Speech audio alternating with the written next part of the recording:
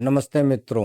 महाराजा दशरथ का देहांत हो चुका है और उनके चारों पुत्र उनके पास नहीं हैं। ऐसी स्थिति में सभी मंत्रीगण से विशेष तौर पर जितने राज के नागरिक हैं वो सब ये विनती कर रहे हैं कि राज सिंहासन खाली नहीं रहना चाहिए और किसी न किसी को इस पर आसक्त कर देना चाहिए। इक्ष्वाकु कुल का तो कोई व्यक्ति अब मौजूद नहीं है, अतः किसी योग्य व्यक्ति को ही इस पर आरूढ़ कर देना चाहिए।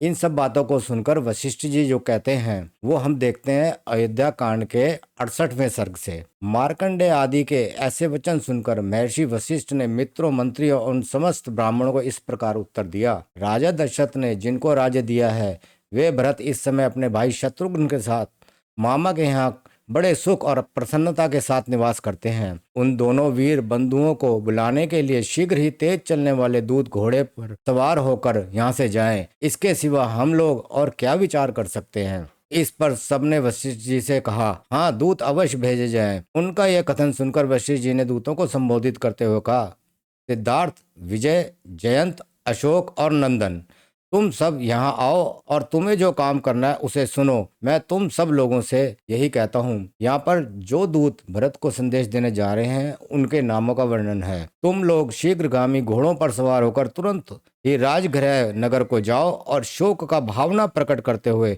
मेरी आज्ञा के अनुसार भरत से इस प्रकार कहो, कुमार, पुरोहित जी तथा समस्त मंत्रियों ने आपसे कुशल मंगल कहा है।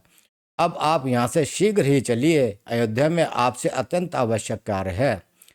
भरत को और श्री रामचंद्र जी के वनवास और पिताजी की मृत्यु का हाल मत बतलाना और इन परिस्थितियों के कारण रघुवंशियों के यहाँ जो कोहराम मचा हुआ है उसकी चर्चा भी ना करना।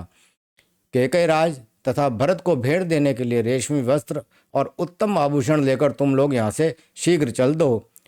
कैकेयी देश को जाने वाले वे दूत रास्ते का खर्च ले अच्छे घोड़ों पर सवार हो अपने अपने घर को गए। इसके बाद हम देखते हैं कि वो रास्ते में क्या क्या पड़ता है, कैसे कैसे वो भरत तक पहुंचते हैं। सबसे पहले वो अपर्ताल और प्रलंबगिरी के दो पर्वत जो हैं उनके बीच में से एक नदी बह रही है, मालिनी नदी के तट के साथ होते होते आगे बढ़ते हैं। उसके बाद हस्तिनापुर में गंगा को पार करके वे पश्चिम की ओर गए और पांचाल देश में पहुंचकर कुरुंजांगल प्रदेश में बीच से होते हुए आगे बढ़े। तदंतर वे स्वच्छ जल से सुशोभित, पानी से भरी हुई और भरली भांति के पक्षियों से सेवित दिव्य नदी शरदंडा के तट पर पहुंचकर उसे वेग पूर्वक लांग गए। शरदंडा के पश्चिम तट पर एक दिव्य वृक्ष था जिस पर किसी देवता का आवास था, इसलिए वहां जो याचना की जाती थी वह सत्य अर्थात सफल होती थी, अतः उसका नाम सत्योपयाचन हो गया। उस वंदनीय वृक्ष के निकट पहुंचकर दूतों ने उसकी परिक्रमा की और वहां से आगे जाकर उन्होंने कलिंगा नामक पुरी में प्रवेश किया। वहां से तेजोभी भवन नामक गांव को पार करते हुए वे अधिकाल नामक गांव में पहुंचे और वहां से आगे बढ़ने पर उन्होंने राजा दशरथ के पितामहों द्वारा सेवित पुण्य सलीला इक्षुमती नदी को पार किया।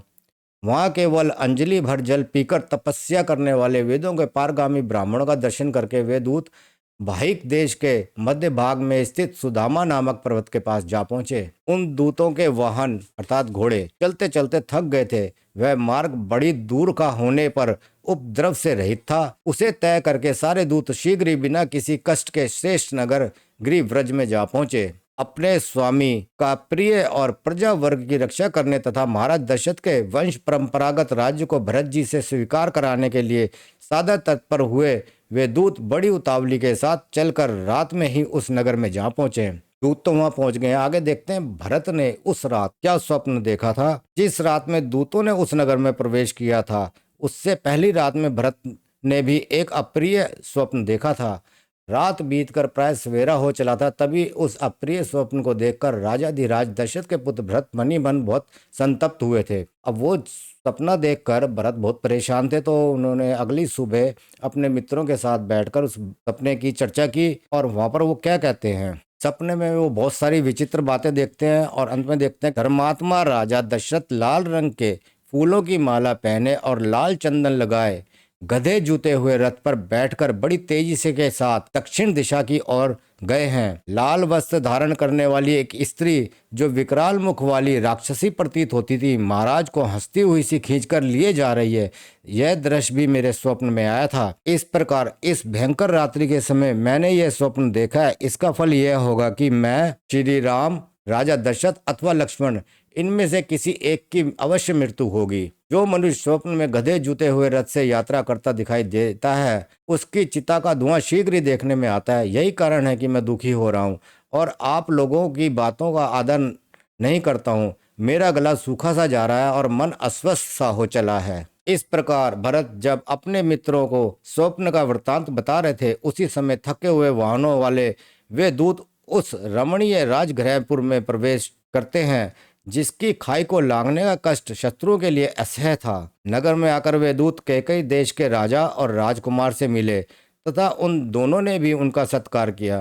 फिर वे भावी राजा भरत के चरणों का स्पर्श करके उनसे इस प्रकार बोले, कुमार, पुरोहित जी तथा समस्त मंत्रियों ने आपसे कुशल मंगल कहा है। अब आप यहाँ से शीघ्र चलिए। अयोध्या में आपसे अत्यंत आवश्यक कार्य है। विशाल नेत्रों वाले राजकुमार, ये बहुमूल्य वस्त्र और आभूषण आप स्वयं भी ग्रहण कीजिए और अपने मामा को भी दीजिए। राजकुमार, यहाँ जो बहुमूल्य सामग्री लाई गई है, इसमें 20 करोड़ की लागत का सामान आपके नाना कैकेयी नरेश के लिए है और पूरे 10 करोड़ की लागत का सामान आपके मामा के लिए है। वे सारी वस्तुएं लेकर मामा आदि सुहृदों से अनुराग रखने वाले भरत ने उन्हें भेंट कर दी। तत्पश्चात इच्छानुसार वस्तुएं देकर दूतों का सत्कार करने के तदंतर उनसे इस प्रकार कहा, मेरे पिता महाराजा दशरथ सकुशल तो है ना? महात्मा श्री राम और लक्ष्मण निरोग तो है ना? इस प्रकार भरत अपने परिवार के बारे में बहुत पूछताछ करते हैं। महात्मा भरत के इस प्रकार पूछने पर उस समय दूतों ने विनय पूर्वक उनसे यह बात कही, पुरुष सिंह, आपको जिनका कुशल मंगल अभिप्रेत है वे सकुशल हैं। हाथ में कमल लिए रहने वाली लक्ष्मी आपका वरण कर रही है। अब यात्रा के लिए शीघ्र ही आपका रथ जुतकर तैयार हो जाना चाहिए।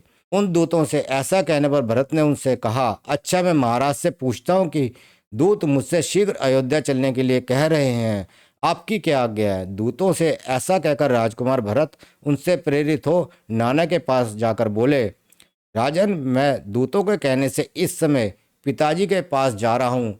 पुनः जब आप मुझे याद करेंगे यहाँ आ जाऊँगा। भरत के ऐसा कहने पर नाना कैकेयी नरेश ने उस समय उन रघुकुलभूषण भरत का मस्तक सूंघकर यह शुभ वचन कहा, तात जाओ, मैं तुम्हें आज्ञा देता हूँ। तुम्हें पाकर कैकेयी उत्तम संतान वाली हो गई है। शत्रुओं को संताप देने वाले वीर, तुम अपनी माता और पिता से यहाँ का कुशल समाचार कहना। तात अपने पुरोहितों से तथा अन्य जो श्रेष्ठ ब्राह्मणों, उनसे भी मेरा कुशल मंगल कहना। उन महाधनुर्धर दोनों भाई श्री राम और लक्ष्मण से भी यहाँ का कुशल समाचार सुना देना। ऐसा कहकर कैकेयी नरेश ने भरत का सत्कार करके उन्हें बहुत से उत्तम हाथी, विचित्र कालीन, मृग चर्म और बहुत सा धन दिए, जो अंतपुर में पाल पोसकर बड़े किए गए थे। बल और पराक्रम में बाघों के समान थे। उनकी दाढ़ें बड़ी बड़ी और काया विशाल थी। ऐसे बहुत से कुत्ते भी कैकेयी नरेश ने भरत को भेंट किए।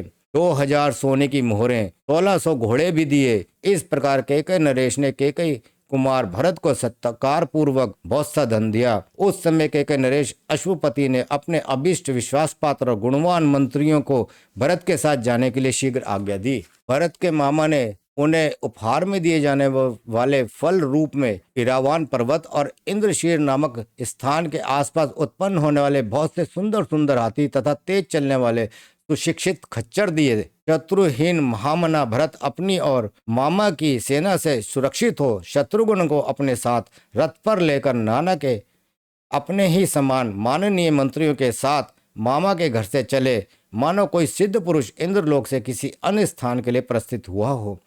यहाँ पर भरत अब अयोध्या के लिए निकल चुके हैं और वो किस किस रास्ते से होते हुए अयोध्या पहुँचते हैं, उन्हें वापस आने में कितना समय लगता है और महाराजा दशरथ का जो शव है वो तेल में कितने दिनों तक पड़ा रहता है, उसकी चर्चा हम अगले वीडियो में करेंगे। तब तक के लिए नमस्कार।